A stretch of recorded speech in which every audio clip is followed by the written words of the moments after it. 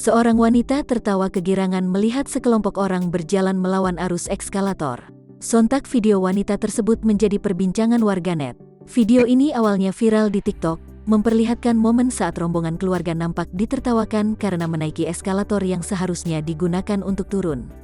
Diketahui video itu diunggah oleh akun TikTok @boneka.online.shop. Kemudian diunggah kembali oleh beberapa akun anonim di Instagram, salah satunya @kanjeng_mamiu. Sang wanita seakan tertawa puas melihat keluarga tersebut. Aksi wanita itu pun mendapat komentar sinis dari warganet yang menganggap semestinya keluarga yang berada di eskalator tersebut diberitahu jika mereka salah menaiki eskalator, bukan ditertawakan. TikTokers yang berada dalam video tersebut pun memberikan klarifikasinya melalui unggahan video TikTok.